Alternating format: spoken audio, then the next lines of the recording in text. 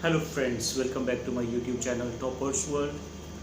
Today in this video I'm going to share with you certain things, or you can say tips, for getting 7+ band in IELTS speaking. Most of the students feel nervousness when they appear for IELTS speaking test. Actually, the speaking test is the easiest one, but it is happening something live and you can check yourself, you are noticing your performance and you know at that time whether you are performing well or not. So this kind of things gives you nervousness. If you ask successful students who cleared IELTS and got 777-8, they will definitely say that the easiest module is the speaking, but it gives maximum nervousness. So before appearing for IELTS or before practicing even IELTS, you need to know certain things about how to perform well in IELTS speaking. First of all, you need to develop a good vocabulary. Vocabulary is the essence of IELTS, whether it is reading, listening, writing or speaking. So you need to know so many words and you need to know how to paraphrase the words. For example, if you're talking about animals like lion, elephant, tiger, they are wild animals. So word is wild animal. If you talk about dog, cow, buffaloes, they are domestic animals.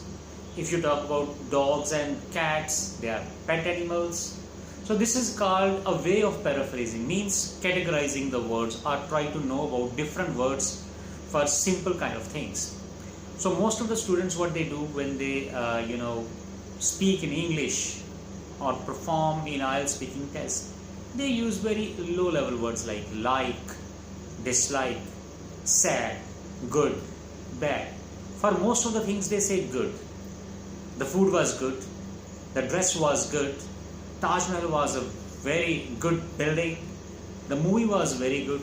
So if you will use for every kind of word, for every kind of sense you are using good, it's not going to give you high score. Movie was interesting, mesmerizing, food was delicious, Taj Mahal was spectacular building, amazing building, the world's best building. So there are so many ways to paraphrase the things.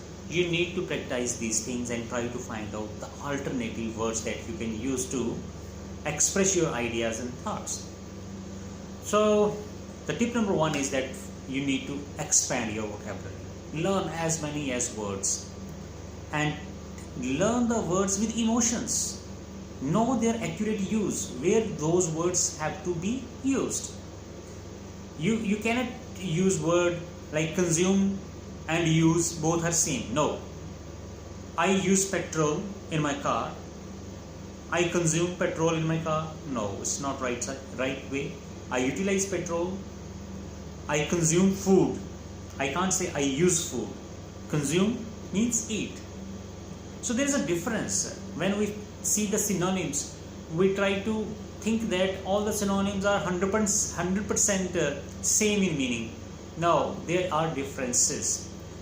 The words are not exact 100% in same in meaning. So you need to learn the area of usage, that is called collocations. You need to focus that which word and where to use. So vocabulary should be improved. Along with that, second thing I would like to say, focus on your grammar. Grammar plays very indispensable role or essential role, we can say. And you need to learn the variety of sentences. You should be able to speak in present, should be able to speak in past, in future. If examiner asks you, what do you do on weekends? And if you say, I am going to mall, I am going to watch movie, I am going to spend time with family. So this is wrong. I am going to mean something that you are doing on the spot, means at the same time. It's just a continuous. So you need to answer in present indefinite. I help my family or my parents on weekend in household matters. or you can say that I go to watch movies with my friends. So I go, it's not I am going. So you need to learn the right kind of sentences, sentence formation, structures, grammar rules, verbs. They're very important. Third thing is try to create a variety by adding complex sentences. If an examiner asks you, tell me something about your best friend. I have a number of friends, but the best friend which I am going to talk about is Amit, who is one of the friend who very close to me and with whom I have been, spending my regular free time. We used to study together. So complex. Whom, who, how, which, when, why. They should be used. They are called relative pronouns, and they should be used in sentences. You should know how to, use passive voice. Work should be done. Things are bought. Movies are seen. So these are the passive sentences. When we use helping verb is, am, are, was, were, then third form with that. They are very important because they make our conversation more formal. Number 3 is most of the students have confusions regarding fluency. They think that when someone speaks English very fast, very loud and fast, it is going to have good impression on examiner. However, its opposite is true. You should be having natural pace with natural pauses, natural fluency. Fluency doesn't mean that you should use very fast language. If you even use your own mother tongue like Punjabi or Hindi very fast with someone, it just hit the head of the listener. If you himself find someone who speaks very fast, you will not like. You have to focus, you have to concentrate, pay extra attention to get the understanding of his words. So never assume that fluency means fast to spoken words. The word should be spoken at natural pace. Then next thing is that answer should be related. The examiner, what he expects from you, you should focus on that. Do not add irrelevant information or unnecessary information to your answer to make your answer longer. Most of the students, what they do when the examiner asks any question, so they give very long answer and they kill the questions of the examiner. Suppose the examiner want to ask you like for example, what kind of movies do you watch? And you start talking like, I like to watch movies like comedy movies, romantic movies with my family. We often go for watching movies in theater. Theater are the better places than television or the home, because in theater we get outings, we have better resolution of the picture, or high definition movies are there, better sound quality is there. So what are you doing now? You are answering many such questions that examiner going to ask you next. So after that, what will happen? Examiner will not be able to ask those questions, or if he will ask, then you will embarrass because you have already answered those questions. So try to give answer in 2-3 lines and limit your answer to what the examiner wants. Like, don't go beyond your question. This is really very important. Then there is one more important thing, is that never argue with examiner. Recently, I just tell you one story of one student who argued with the examiner and told him that this cue card is not related to my profession. Examiner gave the cue card to one of the students.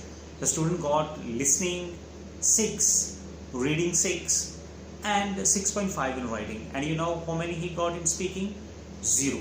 And even his result was delayed due to inquiries, evaluation inquiries. They put the result on hold, and after so many requests, I learned that the result was on hold due to the misbehavior done by the student. So what he misbehaved? He said that this cue card is not related to my profession. I'm a teacher, and you should ask me something related to my profession.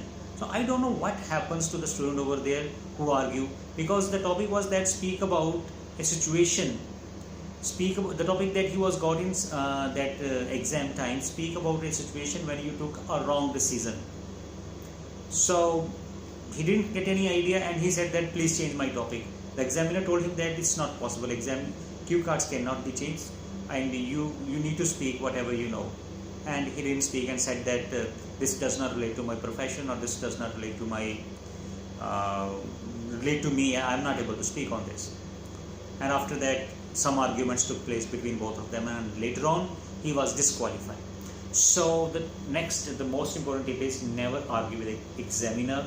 If you're not satisfied with your examiner, or examiner didn't pay attention or does not pay attention, and you feel awkward, or examiner busy in his personal activities, or looking here and there, or working with pen, pencil, or something that distract you, you can complain. After the speaking test, you can complain at the reception. There are certain provisions. They will guide you that how you can lodge your complaint, and it's very much possible that your speaking will be conducted again. So never lose your heart, never feel down when appearing for IELTS speaking. This is really very easy, very enjoyable thing, and assume that I'm going to meet a new person and having some conversation with them. This is nothing more than that. So follow my guidelines, and definitely you will get a good, no, we're not going to use good word here again, you will get high score or your desired band. Thank you.